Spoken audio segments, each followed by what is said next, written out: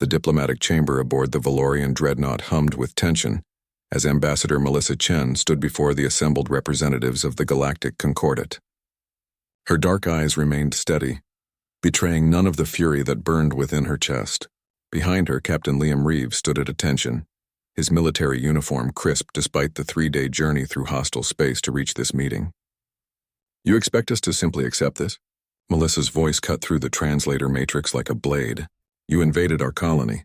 You killed 30,000 civilians. And now you claim it was a territorial misunderstanding?" The Kralix ambassador, an insectoid creature with mandibles that clicked nervously, shifted on its platform. "The boundary markers were unclear. Your species is new to galactic politics. Mistakes happen." "Mistakes?" Liam spoke for the first time, his voice low and dangerous.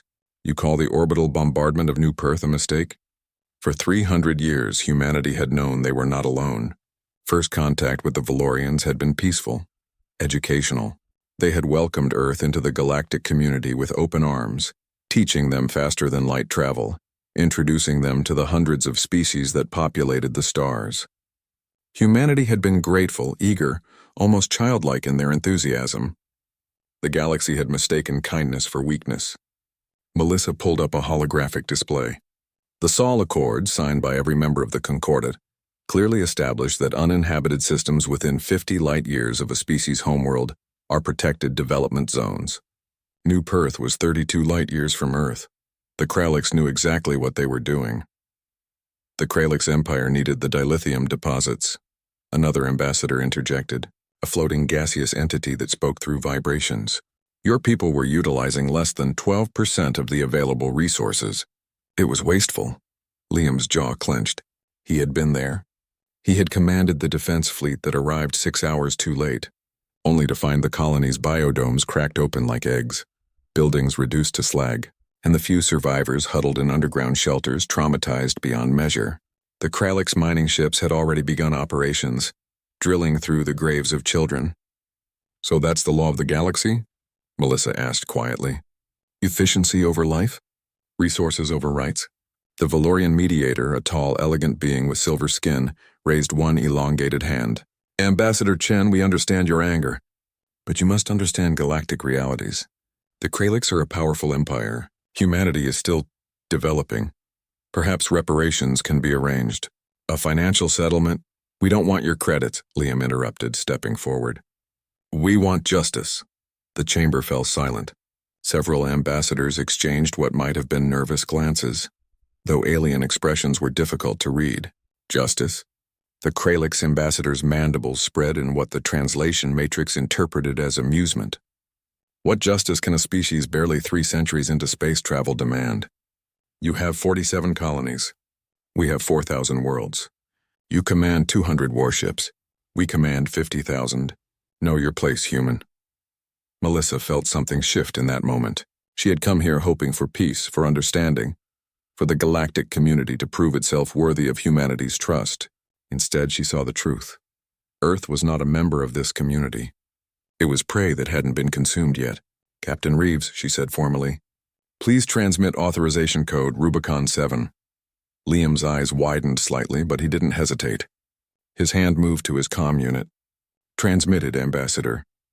Throughout the chamber, holographic displays flickered to life unbidden, overriding the station's systems. The images showed Earth's moon, Luna, where massive structures had been hidden beneath the surface for decades. Structures the galaxy knew nothing about. "Humanity learned much from you," Melissa continued, her voice now carrying the weight of judgment. "You taught us faster than light travel. You taught us energy shields and plasma weapons. You even taught us diplomatic protocol." She paused. "But you never asked what we were doing before you arrived. You never asked what we had already achieved on our own." The displays showed silos opening, thousands of them. "For 300 years we've been dismantling our nuclear arsenals as the Concordat required," Liam said. "What we didn't mention is that we've been converting them into something far more effective. We call them Hellfire missiles. They're equipped with quantum-locked warheads that bypass conventional shielding. Each one can crack a planet's crust. This is a threat?" The Kralix ambassador rose from its platform. "You would dare—" "It's not a threat," Melissa interrupted. "It's information. Because here's what humanity learned in our isolation. Before we reached the stars, we learned that predators don't respect the weak. They only respect consequences. She tapped her datapad. New images appeared. Human fleets moving through hyperspace, emerging not around random targets, but around every single Kralix colony world simultaneously. 3 minutes ago, Captain Reeves transmitted the authorization code.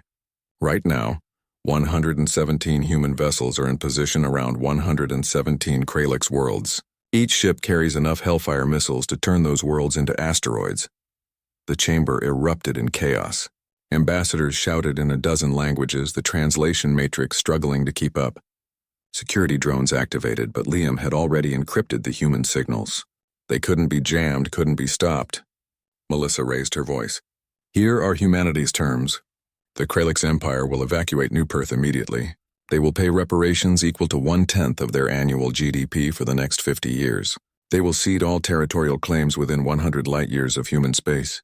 And most importantly, her eyes locked onto the Kralix ambassador. They will stand trial for war crimes at a tribunal of Earth's choosing. And if we refuse? The Kralix ambassador's voice dripped with venom. Then in 60 seconds, 117 planets die. And that's just the beginning. Liam's hand hovered over his comm unit.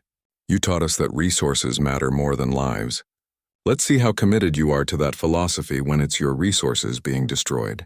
Your cities. Your children. The Valorian mediator stepped forward, panic finally cracking its composed exterior. Ambassador Chen, this is madness. You would start a galactic war over a single colony? Melissa turned to face the mediator and her expression was carved from ice. No, we would end one before it truly begins. The galaxy crossed humanity's boundary. You killed our people and expected us to bow our heads and accept it. You expected us to be victims. She smiled, and it was terrible to behold.